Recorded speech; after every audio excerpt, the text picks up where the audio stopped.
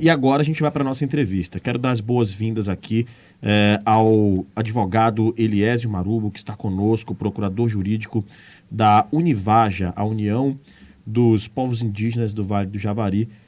Seja muito bem-vindo conosco aqui, doutor Eliésio Marubo. Obrigado pela presença, obrigado por dispor parte do seu tempo para conversar um pouco conosco. Eu peço só que o senhor verifique se no seu microfone tem a luzinha verde acesa.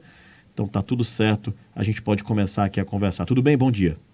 Bom dia, Rafael. Bom dia, Rose. Bom dia a todos. E também bom dia aos ouvintes que estão aí acompanhando a programação da nossa rádio. Muito bem, bem-vindo.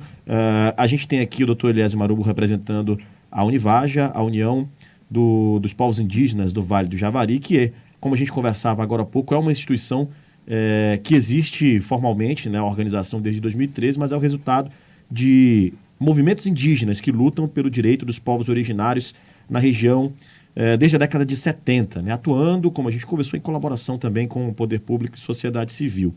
A Univaja, que ganhou muita repercussão por causa da brutalidade que foi o caso Bruno Pereira e Dom Philips, em junho desse ano.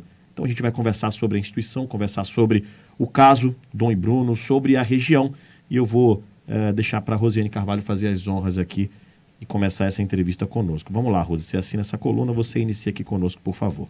Rafael, é até difícil escolher por onde começar, porque a gente está com um entrevistado aqui, que é uma das pessoas mais capacitadas do estado do Amazonas a falar de diversos assuntos, o Eliésio Marubo, e a gente percebe isso pela diversidade de atuação que ele tem feito por meio da Procuradoria Jurídica da Univaja, bem como os resultados da atuação desta instituição para o estado do Amazonas, né? Veja, não é só para a própria região, mas é para o estado do Amazonas o que eles têm representado como voz internacional, diria até para o país. Então, Eliésio, assim, nós vamos falar dos desdobramentos do caso Dom e Bruno, vamos falar sobre a questão dos indígenas isolados lá do Vale do Javari, que é ali o seu foco de atuação, mas eu penso que nos últimos meses expandiu, né, essa sua capacidade de representar a voz do Amazonas, dos indígenas e do Brasil. Você circulou o mundo, você foi ouvido por congressistas americanos e a gente está em meio a uma disputa eleitoral que está sendo monitorada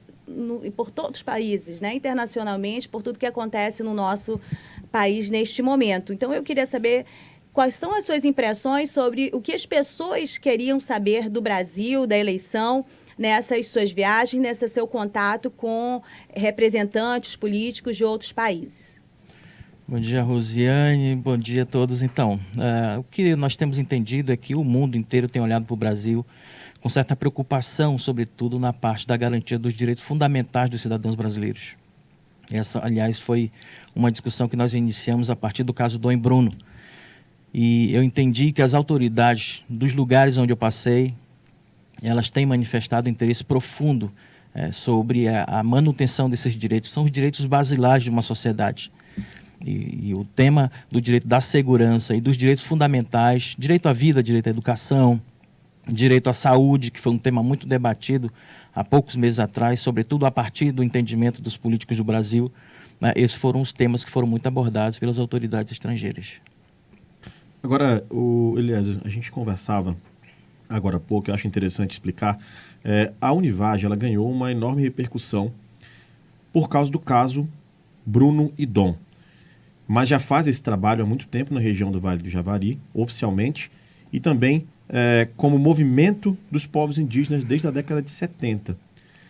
Eu queria que você explicasse para a gente, desde lá, desde esse caso, como a Rose já falou, já adiantou também, você viajou para outros países, foi ouvido por congressistas de outros países em relação à situação dos povos indígenas da região do Vale do Javari. Em que pé hoje está o trabalho da Univaja e qual que é o horizonte que você enxerga para o trabalho da Univaja? O que quer ser a Univaja a partir do que aconteceu lá no mês de junho desse ano? Certo. A Univaja, primeiramente, é uma organização regional, ela congrega os interesses dos povos indígenas do Vale do Javari e a partir do Vale do Javari a gente busca fortalecer o movimento indígena brasileiro. É importante denotar que nós não temos bandeira, sobretudo bandeira política, nós temos uma questão que tem sido levantada, que são os direitos fundamentais dos povos indígenas.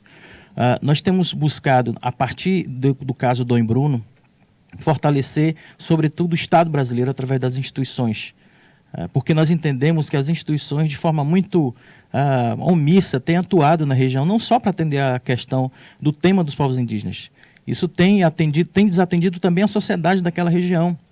Não pode Tabatinga ter 10 mortes numa semana, isso não é normal. Não pode a região sofrer todos os ilícitos ambientais e ninguém fazer nada. O papel da Univaja é exatamente isso, congregar os interesses dos povos indígenas e também fazer com que as instituições do Estado elas sejam mais presentes e, com isso, a gente articule os interesses da sociedade em torno dos direitos indígenas, que também não podem ser desvinculados desse contexto. Essa desatenção a respeito das problemáticas que envolvem a questão indígena, que foi intensificada, ela já existia, foi intensificada no governo Bolsonaro, e envolve também todo um apagamento das necessidades da região, que não está limitada também só nos indígenas, né? E tem uma série de outras questões que a gente vê nesse conflito que aconteceu lá em Atalaia do Norte, Eliésio. Ela também tem uma ressonância no que representou a busca por candidaturas indígenas nesse período de eleição. Todo mundo repercutiu o dado de que houve um aumento muito grande em relação à eleição anterior, eleição inclusive para a presidência, né, para o Congresso, em 2018. Como é que você vê esse movimento, essa busca por representatividade, inclusive esse momento diferente, né, do movimento indígena, buscando uma consolidação articulada e muito bem articulado em relação a buscar quebrar a tutelas, quebrar óbices à sua representação, sendo ele próprio, vocês próprios ouvidos dentro e fora do país? Rose, eu entendo que na medida que nós conseguimos alcançar e consolidar a representação em alguns espaços, é natural que a gente busque expandir a nossa atuação para outros espaços, sobretudo o espaço político.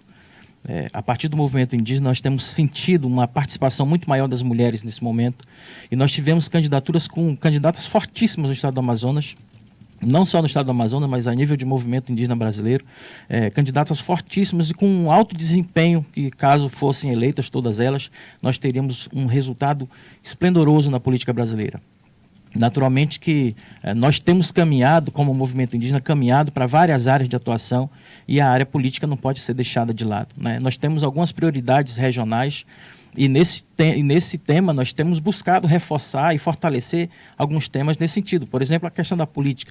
Nós da Univaja apoiamos uma candidata em específico para deputada federal justamente porque entendemos que ela poderia construir, como veio nos procurar, construir um espaço de diálogo político para, a partir daí, ser um meio pelo qual o Javari pudesse ser ouvido também.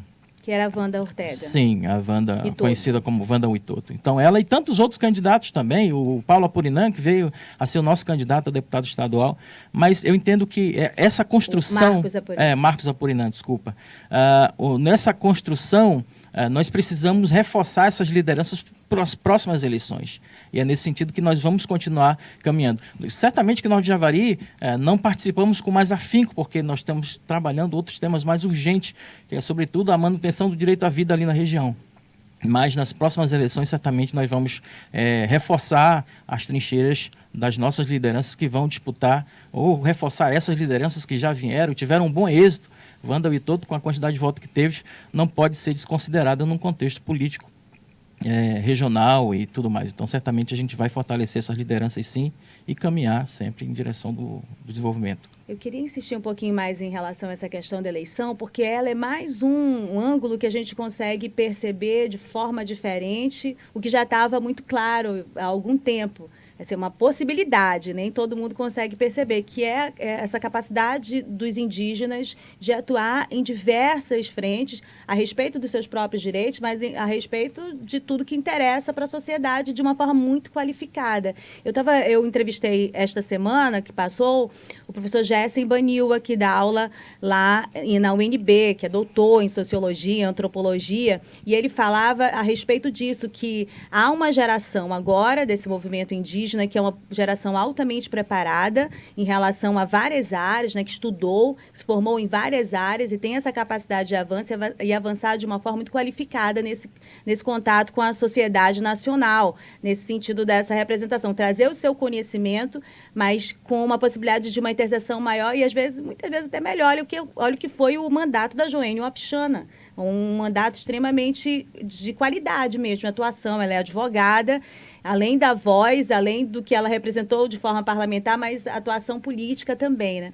Então, eu queria que você falasse um pouquinho desse novo momento, dessa nova geração que são as lideranças indígenas que estão em várias frentes, como você também. Certo, nós temos, isso que, na verdade, fortalece o que eu já tenho dito. Na verdade, isso tem fortalecido as várias lideranças que já haviam um percurso no mundo político, sobretudo da representação no movimento indígena brasileiro, né, e regional também. A Wanda e tantos outros, o próprio professor Gessen, que vem de uma escola de formação de lideranças, uma escola mais aberta à participação de todos, isso reflete o tipo de liderança que a gente tem hoje. Nós temos atuado em várias áreas, e a área política, a área do mundo jurídico, a área das outras ciências, e certamente nós temos construído isso de forma a reforçar cada vez mais a participação do movimento indígena de uma forma mais condizente com o que a sociedade espera.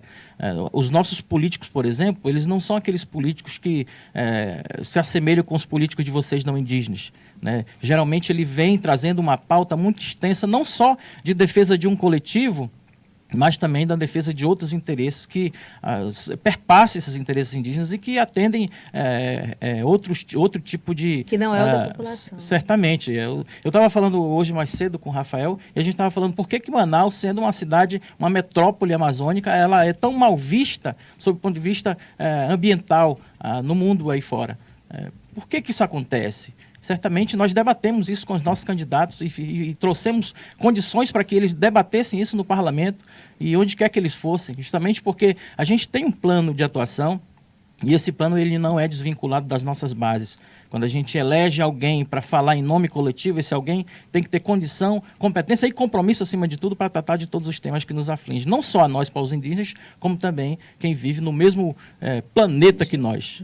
Sim, ainda vou seguir um pouquinho nesse ponto, Elias, porque isso tem a ver com o preconceito e nós não estamos num local... nós estamos no local adequado para falar sobre preconceito, porque Manaus tem essa característica de muito preconceito em relação à sua própria origem, né, indígena.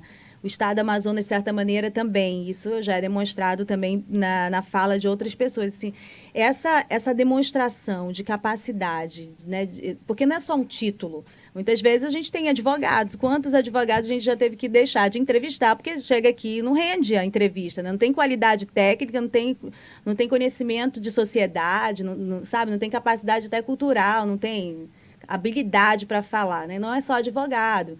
Tem jornalista, tem uma série de pessoas, mas a gente vê nessas representações, você entrevista a Wanda Itoto, a Joênio Apichana, o professor Gessen, você, quer dizer, tantos outros, mesmo sem título, mas o conhecimento, a capacidade de raciocínio, de pensar no outro também, para além também da população indígena, de pensar na preservação da floresta.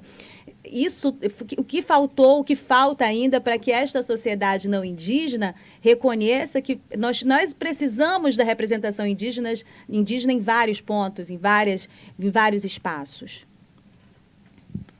Eu sempre tenho falado com todos os nossos companheiros, sobretudo aqueles que estão mais expostos, para que eles nunca percam exatamente esse sentido de coletividade. Nós fomos criados a partir de uma escola de representação coletiva. Eu venho de uma escola que foi formada justamente pelo pensamento do professor Gessen, a nível de movimento, que falava não só dos temas que nos afligiam diretamente.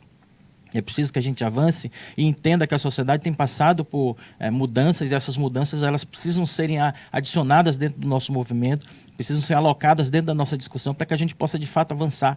Não faz sentido nenhum a gente falar, por exemplo, de temas que afligem o nosso entendimento, mas que, de alguma forma, não tem vazão no mundo externo. Nós temos falado agora, sobretudo, semana passada, tínhamos conversado a partir da Universidade Federal do Pará, de temas de direitos humanos que abordavam esse tema do preconceito nas cidades. Eu não consigo entender como é que as pessoas ainda no dia de hoje conseguem falar de assuntos tão retrógrados como esse, que é o tema do preconceito, e esse tema que envolve a escolha, sobretudo a escolha individual das pessoas. Eu entendo que é uma coisa tão óbvia que não faz o menor sentido a gente levar isso para discussões mais em lugares mais altos. Eu entendo que agora mesmo estava tendo uma discussão sobre a questão dos banheiros, a história do banheiro multigênero e tudo mais. A gente não pode ficar gastando tempo falando desses temas e deixando os temas que são mais importantes de lado. Certamente é nesse ponto que as nossas lideranças e certamente aqueles que têm representado os interesses do movimento indígena têm se debruçado mais, que são os temas, como eu disse no início, que envolvem direitos humanos, que envolvem direito à vida, que envolvem direito à educação, envolvem direito à saúde, sobretudo a manutenção daquilo que é mais precioso para o ser humano dentro da sociedade, que é esses direitos mais básicos ligados à pessoa humana, né? Eliésio, a gente teve nessa eleição agora muitas candidaturas indígenas, Wando Itoto, e a gente teve aí indígenas eleitas, tivemos representantes que não foram reeleitos, por exemplo, a deputada Joênia Wapichana, e uma representante dos povos indígenas eleita, do Amapá, eu vou pegar o nome já aqui. Silvia Wayampi. Obrigado, Rose. Ela fez declarações, né, dizendo que Bolsonaro não odeia indígenas, dizendo que vai provar no Congresso essa tese dela, contrariando muito do discurso que é feito por lideranças indígenas, muito do discurso que é feito por instituições de defesa dos direitos dos povos indígenas. Como é que você vê isso? Bem, como eu disse no início, as nossas lideranças elas são capacitadas para falar sobre todos os assuntos. Certamente, Sônia Guajajara, eleita pelo Estado de São Paulo, e Célia Chacriabá, eleita pelo Estado de Minas Gerais, elas representam o movimento indígena brasileiro, estão intimamente ligadas a esse espírito que eu tinha dito inicialmente. Certamente nesse meio, assim como todos os meios, há pessoas e pessoas, né? Aqueles que estão ligados a esse entendimento e que foram e que participaram dessa construção de lideranças a partir de um entendimento histórico do movimento indígena, certamente vão estar alinhados com o interesse dos povos indígenas nacional. E isso nós temos defendido. É importante também mencionar que Joênia Wapichana, assim como as duas deputadas eleitas agora, elas não representam somente o Estado de São Paulo e de Minas Gerais. Elas são deputadas do movimento indígena brasileiro, dos povos indígenas do Brasil. Certamente vão levantar, assim como Joênia sozinha levantou a pauta do tema dos direitos indígenas no Brasil, certamente as duas deputadas farão o mesmo. Agora, eu não posso me vincular ou não posso, de alguma maneira, compartilhar do entendimento da Silvia Wayampi, que já demonstrou claramente que há um lado político e vai trabalhar esse lado político e que não é o mesmo lado da razão e da coerência. E nós temos combatido muito isso. Quando ela foi secretária nacional da Secretaria de Saúde Indígena, ela demonstrou isso. Acaba que em regiões como o Vale do Javari, que precisavam de investimentos fundamentais na espinha dorsal da política de saúde naquela região, foram desarticuladas, foram retirados vários recursos daquela região e nós tivemos um resultado terrível na realização da política de saúde na região do Vale do Javari, justamente por falta de investimento, não por falta de dinheiro, por falta de investimento, porque ela não tinha um alinhamento político com as pessoas que estavam na gestão naquele lugar. Então, é esse tipo de pessoa, na verdade, que busca, de alguma forma, penalizar quem está no poder do momento, porque não tem o mesmo alinhamento político. Certamente, Silvia Wayampi vai levar esse entendimento para o Congresso, assim como tantos outros que têm feito uma má política, que não têm pensado na sociedade, que não têm pensado no coletivo e que acaba fortalecendo esse discurso odioso, esse discurso horrível que a política não precisa. Ao mesmo tempo que chega a Silvia Wayampi, representando também uma indígena, e aí com outro lado, um lado bolsonarista, que não converge com os direitos indígenas, a gente tem, historicamente, a eleição de duas deputadas federais, você citou o nome, a Célia e a Sônia Guajajara, mas duas eleitas no mesmo tempo, Rafael e Diene, quando, na verdade, na história, né, desde a redemocratização, nós tivemos dois indígenas, o Juruna, né, o Mário Juruna, lá em 1982, e a Joênia, 35, 36 anos depois. Isso é mais um ponto histórico? Certamente, isso na verdade evidencia exatamente o que eu tinha dito, que é o fortalecimento das nossas lideranças, a ocupação de espaços, também a busca por conhecimentos, outros que não são aqueles conhecimentos que nós tínhamos trabalhado desde a década de 70, desde a década de 80. né? As nossas lideranças elas têm tido esse nível de diálogo muito aberto e muito alto. Sônia Guajajara, por exemplo, foi uma grande liderança mulher do movimento indígena brasileiro a partir da PIB e conseguiu congregar muitos interesses que estavam em debate na sociedade. Época do Covid, por exemplo, foi a PIB, através da gestão da Sônia, que ingressou com aquela ação no Supremo Tribunal Federal para que os povos indígenas fossem incluídos entre aqueles grupos prioritários, considerados como vulneráveis. Inclusive, a Univaja, através de mim, assinamos aquela petição da DPF 709. Tantas outras ações que foram encabeçadas pela PIB, na pessoa da Sônia, e que falavam de temas diversos e que atingiam também não só os interesses indígenas, mas também os interesses da sociedade. Certamente, são 2 grandes números que vão somar, não só com os povos indígenas no Brasil, mas também com a sociedade brasileira, porque são muito sensíveis a esse tema e certamente são muito preparadas, e eu espero que a gente tenha um mandato muito, muito condizente com a realidade e muito ligado aos interesses da sociedade. Bom, são 9h04. A gente podia falar de muito mais temas, mas no rádio, aqui no programa, a gente tem outros compromissos também. Então a gente estende aí mais 5 minutinhos para ir até as 9h10, que eu sei, Rose, que a gente também tem que perguntar sobre o Vale do Javari, sobre o caso Dom e Bruno. Eu já convido você aqui, Elias, para participar de um podcast conosco, para que a gente possa ter mais tempo, mais espaço para tratar de todas essas questões. Mas agora a gente avança aqui, então, para ter mais esses 5 minutinhos. Você tem alguma pergunta específica? Sim, lá, a gente está tentando essa entrevista com o Elias há muito tempo, porque ele é extremamente ocupado. O mundo todo quer ouvir o Elias. Na verdade, a gente agradece ele poder dedicar esse tempo aqui para a gente, porque finalmente a gente conseguiu esse momento. Mas vamos aproveitar até o último segundo, Elias. A gente quer ouvir um pouquinho, uma atualização sobre as investigações que você deve acompanhar de perto no Vale do Javari. Eu queria te pedir para ser o mais objetivo possível, porque eu queria aproveitar ainda esses 5 minutos para colocar para você um áudio, que é um áudio que nós nunca usamos aqui na rádio. Ele é inédito, embora ele já tenha sido publicado, a entrevista pela Folha de São Paulo com o Bruno Pereira. Por favor.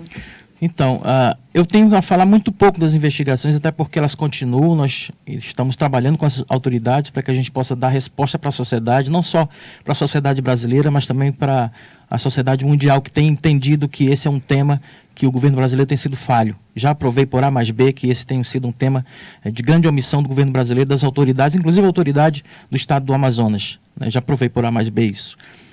Eu não posso avançar muito nesse tema, mas certamente vocês serão o primeiro canal que a gente vai abrir diálogo tão logo a gente tem as novidades, que a gente possa, de fato, divulgar as novidades que a gente está construindo com as autoridades. E tem novidade que possa ser divulgada em breve, digamos assim? Bem, em breve, sim. Há, inclusive, a participação do Conselho Nacional de Justiça, como eu já tinha adiantado algumas vezes. O Conselho Nacional de Justiça tem trabalhado em conjunto com a Univaja, a gente tem desenvolvido uma frente de atuação, e que daqui mais uns dias certamente a gente vai ter muitos desdobramentos a partir do caso Dom e Bruno e a atuação da Univaja. Você acha que não haverá impunidade em relação não só a esses 2 assassinatos, mas ao que eles representam do que acontece na região? Na verdade, esse tema foi levantado por mim desde o primeiro dia 5 de junho desse ano. Na verdade, esse tema ele tem sido colocado como prioridade na pauta da Univaja. Inclusive, avalizei isso com a minha vida quando eu fui, mostrei a cara e apontei o dedo na autoridade, chamei e mostrei que as autoridades estavam erradas. Certamente a gente não vai ter impunidade nesse caso. Pois é, o tempo vai terminando e eu fico aqui meio que pressionada por tantas coisas, porque assim, é muito grave o que acontece ali. A gente fala como se estivesse acontecendo em outro local do país, quando na verdade acontece no Amazonas. E há uma série de responsabilidades sobre as autoridades locais. A Univaja expôs uma omissão do Ministério Público Federal. Isso é muito sério, porque dentre as instituições em que as pessoas jogam uma expectativa muito alta, esperança diante do que já se apresentam no próprio Judiciário do Amazonas de decepção da atuação, né, em relação aos interesses das populações mais vulneráveis, o Ministério Público Federal é um órgão que se destaca, que muitas vezes até exige, né, um respeito de questões que a gente já viveu aqui, que não tinham nada a ver, né, com as informações que estavam sendo divulgadas. Mas, enfim, a Univaja acabou expondo isso, essa omissão. Vocês apresentaram uma série de denúncias por muito tempo, com dados. Vocês faziam o que, na verdade, deveriam essas instituições estar fazendo.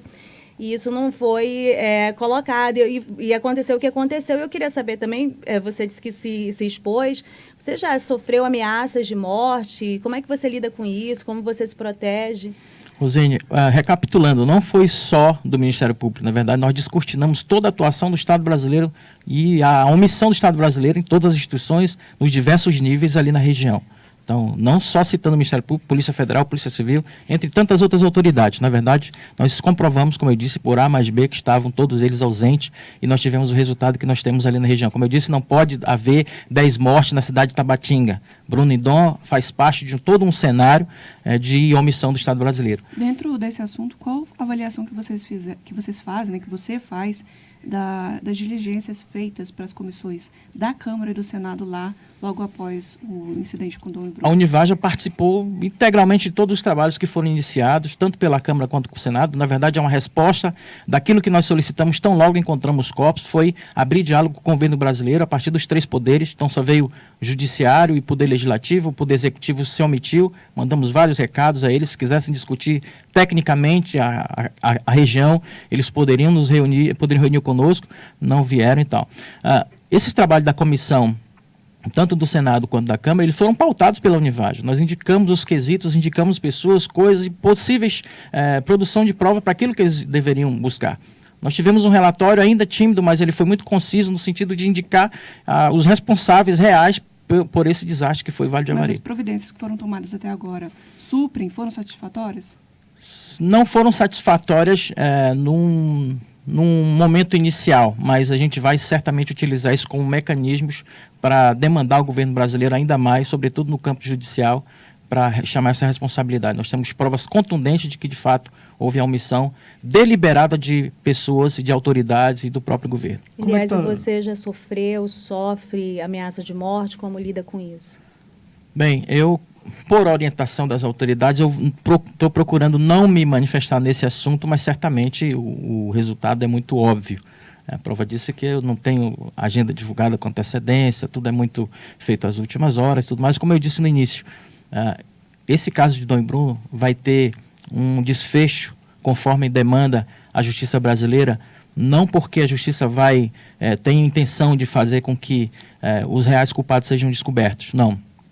Mas porque, como eu disse, eu entreguei a minha vida para a gente encontrar essas pessoas e fazer justiça conforme orienta o Estado Democrático de Direito aqui no Estado brasileiro. Elias, qual que é a situação hoje lá na região onde tudo isso aconteceu? A gente viu ali uma mobilização ou uma aparente mobilização de várias forças de segurança e muito se ouvia falar, em rodas de conversa mesmo, de que depois que passasse, tudo aquilo sairia de lá. Como é que está lá a situação agora? Tudo como eu já havia previsto, inclusive, eu disse, depois que a gente encontrar os corpos e tudo isso for descortinado, certamente as autoridades vão voltar para onde eles sempre estiveram, em lugar nenhum, menos ali, combatendo o crime. De fato, é o que aconteceu. As autoridades sumiram da região, o crime, na verdade, aumentou ainda mais na região, a sensação de insegurança é ainda maior e as nossas lideranças continuam cada vez mais numa situação de ameaça. E já procuramos diversos órgãos, inclusive aquela Comissão de Proteção dos Direitos Humanos e tudo, mas, na verdade, nada que o Estado brasileiro tem colocado à disposição funciona. E a gente tem buscado outros meios, inclusive meios privados, para garantir a segurança das nossas lideranças e fazer com que o trabalho da Univaja não pare. O trabalho da Univaja é de interesse público, vai continuar dessa maneira. Confiamos nas autoridades, eu acredito no meu país, eu acredito nas instituições do meu país e vamos trabalhar para fortalecer essas instituições e que elas fiquem longe dessa política horrenda que tem acontecido agora e que ela de fato cumpra com seu papel institucional, e é isso que a gente vai fazer, querendo eles ou não, porque é isso que demanda o maior texto, a maior orientação jurídica que a gente tem no país, que é a Constituição Federal. É a defesa da maior população indígena em isolamento voluntário do mundo. Isso é muito importante, é muito grave. A gente pode terminar, Rafael, com os áudios? Sim, a gente tem aqui áudios, Rose, de Bruno Pereira, falando sobre a situação do trabalho, das dificuldades do trabalho que é feito para a proteção dos povos indígenas. A gente tem aqui 3 áudios, Rose, e aí a gente vai jogar aqui e depois a gente vai contextualizar. Certo. Vamos começar aqui, então. Com a virada, com esse novo governo já, e a queda do general Franklin Berg, que era o presidente da FUNAI à época, ele mesmo chama a gente de se prepare que eles vêm para arrebentar tudo. Então é não funcionar para funcionar, entende? Quanto mais ele consegue se estruturar, mexer na normatização interna e ameaçar servidores, Rosiane, mais ele consegue. Eu não culpo todos meus colegas, eu vim para resistir, eu percebi desde então até hoje. Estão abrindo um processo contra mim, recente agora, de semanas para cá, entende? Eu não baixei, minha aliança é muito maior com os índios do que com o próprio Estado, e nem com a FUNAI, estou preocupado. Mas não boto essa questão para todos os meus colegas servidores. Não dá para botar o servidor sozinho contra uma máquina pesada dessa que é o Estado na mão deles. Sendo que eu não consigo, esse é perfil meu e de outros tantos, de fechar os olhos e fingir que nada está acontecendo e ficar brincando em ter um cargo numa estrutura de poder dessa. Então eles vieram ameaçando. E estão abrindo processos contra vários do UPI, né? Eu, como colaborador e conhecedor também do UPI, eles estão em cima de mim, abrindo processo contra a Univaja, contra mim, assim vai. É um perfil autoritário dessa gestão, desses delegados. Eles têm um modo operandi assim, entende, Rosinha? Quando eu saio da CGI, você fala, tá, Bruno, isolado, exoneração aí no mundo, tem uma porrada de matéria de entrevistas que eu dei. Assim que eu saí, já era proibido falar. E eu disse, eu vou falar, eu tô nem aí, mano. Entendeu? Eu abri o boca, dei entrevista na época, National Geographic, Estadão, Folha, não sei aonde. E aquilo ali foi usado como dossiê em reuniões contra os chefes de índios isolados do país, entendeu? Em cima da mesa, o presidente da FUNAI, eu vou quebrar o sigilo financeiro e bancário desse cara. Não ameaçar, eu não me intimidei, né? Os demais foi perseguido um por um, a estratégia do Estado, né? Dessa gestão de policiais à frente, né? Então você expõe porque um madeireiro, um fazendeiro que está ali ao lado, um governo alucinado desse, entendeu? Ele acha que vai derrubar a porra da terra mesmo. Se ele ficar ali pacientemente, pode desmatar um pouquinho, porque esse negócio não vai pra frente, não. Vamos invadindo, porque Bolsonaro, tamo junto. 2, 3 anos vai mudar a lei de terra indígena. Tem muita terra, pouco índio. E assim vai. Então, são duas coisas distintas, né? Uma é localizar, mas que andam juntas, né? Localizar, a outra é marcar, homologar. Que aí, no contexto além de índio isolado, o presidente não demarcou 1 centímetro, como ele prometeu. E o chefe da FUNAI lá, o Xavier, tá lá pra isso. Cara, administração do caos, sabe? Eu não sei não. Difícil, cansativo, perigoso, vamos embora.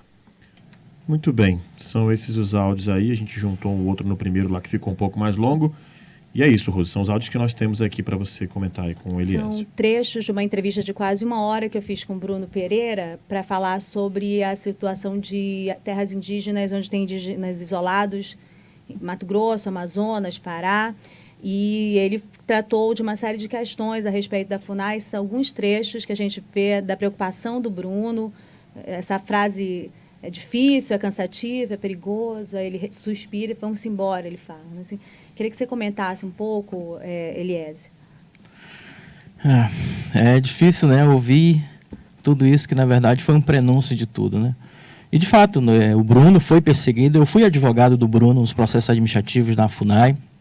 Me voluntariei para isso, inclusive, já tinha alguma experiência com isso e resolvi dizer, Bruno, deixa que a sua defesa vai ser comigo, você vai ser defendido por um índio, sim, e ligado a tudo que você acredita e tudo aquilo que a gente tem feito junto. Aliás, a nossa vida tem sido pautada nisso, e foi nesse contexto que eu assumi a defesa do Bruno ali. Mas tudo isso que ele já tinha dito, de fato, reverberou ainda mais depois da morte dele. E a FUNAI agora, depois disse que nunca houve processo administrativo algum. E eu já procurei, inclusive, os processos administrativos, eles desapareceram misteriosamente, embora haja um sistema que eu sei, né, que é o sistema lá do governo federal, que poderia localizar, mas misteriosamente sumiram esses processos que a administração tinha iniciado contra ele.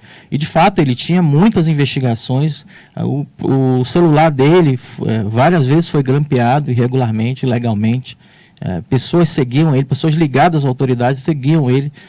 Não é à toa que ele vivia naquele estado de insegurança o tempo inteiro e tudo mais. Mas certamente tudo isso que o Bruno falou é verdade, eu assino embaixo tudo que ele disse. E, de fato, fizeram uma busca na vida pessoal dele para saber até como ele era casado com a Beatriz, uma outra grande amiga. Inclusive antropóloga, também, inclusive procuraram até saber se ele tinha alguma atuação extraconjugal para de alguma forma expor a vida dele. E o que eu tenho sempre dito, aquelas pessoas que têm ficado do nosso lado, elas de fato têm que ter uma reputação ilibada, porque certamente a gente tem que ter peito de aço para colocar o dedo na cara das autoridades e não baixar a guarda de em nenhum momento, porque a gente, na verdade, tem feito a defesa da vida de pessoas que não podem falar para o Estado brasileiro, que são, sobretudo, os povos indígenas isolados, e que já foram várias vezes assassinados, e foram várias vezes procurar ajuda da própria Univaja. Nós encontramos eles com chumbo nas costas ou embaixo da pele de outros momentos de agressão que já haviam passado. E o Bruno defendia isso, e nós vamos continuar isso até o final. O Bruno é um dos grandes números que nós tivemos, e nós vamos dar continuidade a esse trabalho, certamente até o fim. Eliésio Marubo, muito obrigado pela sua participação, por ceder parte do seu tempo para estar aqui conosco. Como eu falei, tem muita coisa para a gente conversar, e eu sei que a sua agenda é muito apertada, então eu agradeço muito por estar conosco aqui. A gente encerra aqui essa entrevista, eu agradeço a sua participação. Obrigado. Enquanto houver vida, eu vou estar lá na trincheira. Obrigado. Obrigado, Rosiane Carvalho, pela coluna de hoje, por trazer aqui, por viabilizar essa entrevista com Eliésio Marubo. Entrevista muito, muito bacana, interessante, importante da gente trazer aqui no nosso conteúdo na Band News. Rafael, agradeço a você, a Band News, pela sensibilidade de sempre com esse tema. Agradeço também, muito honrada por receber aqui o Eliésio Marubo para essa entrevista presencial na Band News Difusora.